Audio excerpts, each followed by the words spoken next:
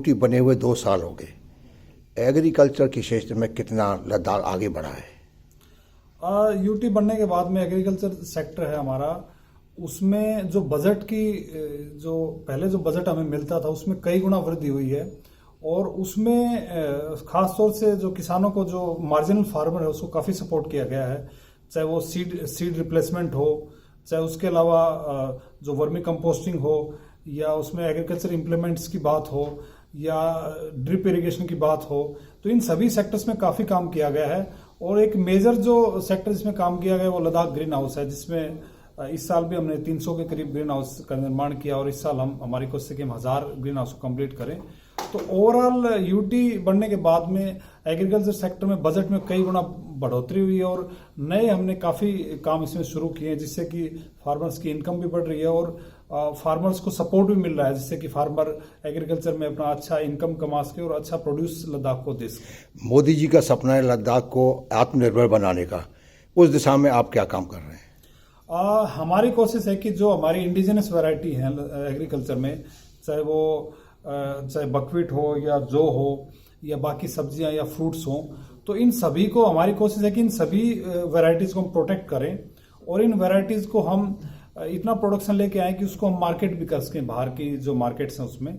तो उससे हम न सिर्फ आत्मनिर्भर बनेंगे, उसके अलावा एक्सपोर्ट का भी हमारा टारगेट है कि हम, चाहे वो सीबकथॉर्न हो, चाहे एप्रिकॉट हो, हम बाहर एक्सपोर्ट कर सकें उस चीज़ को, और हम उससे रेवेन्यू कमा सके। तो उसके ऊपर काम चल रहा है इसमें। 2025 ऑर्गेनिक लद्दाख की दिशा में क्या आगे कितनी बढ़ोतरी हुई है अभी? इसमें क्योंकि ऑर्गेनिक किसी भी अगर स्टेट को हम कन्वर्ट करते हैं तो उसके लिए एक सिस्टमेटिक प्रोसेस है, और उसमें कई फेजेस में काम होता है। एक इमीडिएटली हम किसी भी चीज़ को डिक्लेयर ऑर्गेनिक नहीं कर सकते, तो इसके लिए स्टेप बाय स्टेप काम चला। पिछले 2 साल से इसमें काम हुआ है, और अगले 3 साल भी इसमें काम होने वाला है। तो हमने पहली फेज में जिन एरिया में पिछले 3 साल से कोई भी केमिकल फर्टिलाइजर या केमिकल पेस्टिसाइड यूज नहीं हुआ, उनको हमने टारगेट किया था, और उसको लार्ज एरिया ऑर्गेनिक सर्टिफिकेशन में हमने उसको अप्रूव करा है मिनिस्ट्री ऑफ एग्रीकल्चर के द्वारा।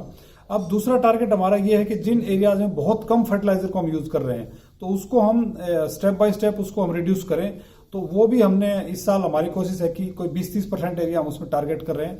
और तीसरी फेज वो होगी जिसमें हम जिन एरियाज में केमिकल फर्टिलाइजर थोड़ा ज्यादा यूज हो रहा है या जिसमें ज्यादा कंजप्शन है, तो उसको भी हम धीरे धीरे करके रिड्यूस कर रहे हैं। और उसी को सपोर्ट करने के लिए हम किसानों को इनिशियल स्टेज में जो कंपो हम किसानों को फ्री ऑफ कॉस्ट दे रहे हैं।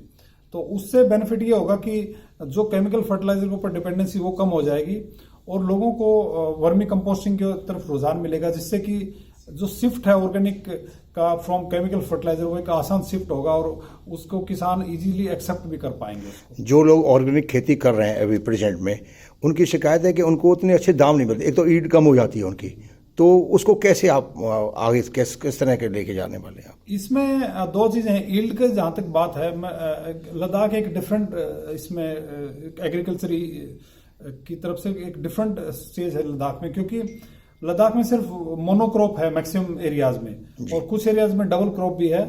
तो ईल्ड की जहां तक बात है, उसके ऊपर रिसर्च किया जा रहा है कि सही मायने में ईल्ड कम हो रही है या नहीं हो रही है। और दूसरी बात है कि लद्दाख में जब एक ही फसल होती है किसी भी सीजन में, तो अगर हम उसको रिप्लेस करेंगे तो उसका इम्पैक्ट इतना नहीं आएगा जो हम जहां पर 3 क्रॉप लेते हैं या 4 क्रॉप लेते हैं कई जगह पर। तो उसके ऊपर रिसर्च किया जा रहा है, और उसी को सपोर्ट करने के लिए गवर्नमेंट की तरफ से जो कंपोस्टिंग है उसको हम डबल या ट्रिपल हम लोगों को सप्लाई कर रहे हैं।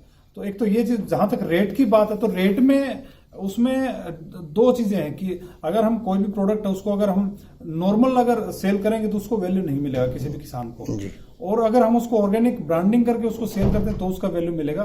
तो उसके लिए हम जो बायर सेलर मीट है उसका ऑर्गेनाइज करने जा रहे हैं, और ऑर्गेनिक वर्कशॉप भी हम कंडक्ट करने जा रहे हैं। तो जिससे कि जो ऑर्गेनिक प्रोड्यूसर हैं उनका लिंकअप, जो मार्केट्स हैं जो हमारे इंडिया में जो ऑर्गेनिक मार्केट है उनके साथ में लिंकअप कराया जाएगा, जिससे कि उनकी जो भी प्रोड्यूस कर रहे हैं उसको एक रेगुलर इनकम मिल सके और अच्छा दाम मिल सके। तो उसके लिए प्रयास किया जा रहा है। तो उसके लिए हम आइडेंटिफाई कर रहे हैं कि कौन सी एजेंसी से हम टाई अप करेंगे, कौन से किसान है जो जिनका टाई अप कराया जाएगा। तो उसके बाद एक सिस्टम जब शुरू हो जाएगा तो किसानों को अच्छी इनकम भी मिलेगी, और उनको कोई शिकायत भी नहीं रहेगी। क्या आपको लगता है कि लद्दाख में ऑर्गेनिक मार्केट की जरूरत है, कि वहाँ पे एक मार्केट इस तरह का एस्टेब्लिश किया जाए जहाँ ऑर्गेनिक चीजें मिले? लोगों की शिकायत है कि उनको जगह नहीं मिल पाती बेचने के लिए। बिल्कुल, इस साल हमने डिपार्टमेंट और कोऑपरेटिव की तरफ से हमने इसमें ओपन सेल के लिए भी हमने अरेंजमेंट किया था मार्केट में, जिससे कि इसको पॉपुलराइज कर सके।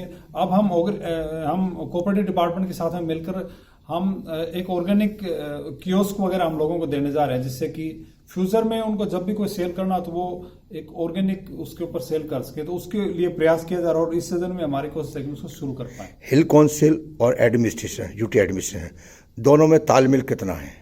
अच्छा तालमेल है। जो हमारे ईसी एग्रीकल्चर हैं, जो चाहे लेह में हो, करगिल में हो, तो उनका हमें काफ़ी सपोर्ट रहता है और हमारे प्रोग्राम्स में भी काफ़ी बार शिरकत करते हैं। और दूसरी बात, कोई भी चाहे प्रोजेक्ट हो, चाहे वो सेंट्रल गवर्नमेंट का हो या स्टेट का हो या फिर कोई भी स्कीम हो, इम्प्लीमेंट तो किसान के लिए है। हाँ, किसान के लिए, और ये कॉमन ऑब्जेक्टिव है हम सब के लिए। तो काउंसिल के बिना सपोर्ट के और बिना डिपार्टमेंट के आपस में मिलकर ये चीज पॉसिबल नहीं है। तो दोनों का अच्छा तालमेल है और हमारी कोशिश है कि दोनों मिलकर अच्छा काम करें और लोगों को जितना बेनिफिट हम फार्मर को दे सकें, तो वो हमारे लिए एक बड़ी अचीवमेंट है। यदि किसी ने ग्रीन हाउस लगाना हो तो आपसे कैसे संपर्क करे? ग्रीन हाउस के लिए एक तो काउंसिल का बड़ा इंपॉर्टेंट रोल है इसमें, क्योंकि हमने इसमें लोगों से शेयर किया कि ये चीज़ आपके पास में होनी चाहिए ग्रीन हाउस के लिए जी, जिससे ये ना हो कि जिस फार्मर के पास में लैंड ना हो या फिर उसके पास वाटर सोर्स ना हो। तो कुछ हमने कंडीशंस रखी हैं, लेकिन इसमें काउंसिल का काफ़ी इंपॉर्टेंट रोल है और काउंसिल को भी अप्रोच कर सकते हैं और चीफ एग्रीकल्चर ऑफिसर को भी अप्रोच कर सकते हैं। तो उसके आधार पर फिर उसके एप्लीकेशन का हम उसमें कंसिडर करेंगे और उसको पूरा सपोर्ट किया जाएगा। मैंने कई काउंसलरों से बातचीत की, उन्होंने कहा कि हमसे जब योजनाएं बनती हों हमसे पूछा नहीं जाता। तो क्या कितनी सच्चाई है इसमें? उनसे पूछा जाता है जब योजनाएं आप बनाते हैं?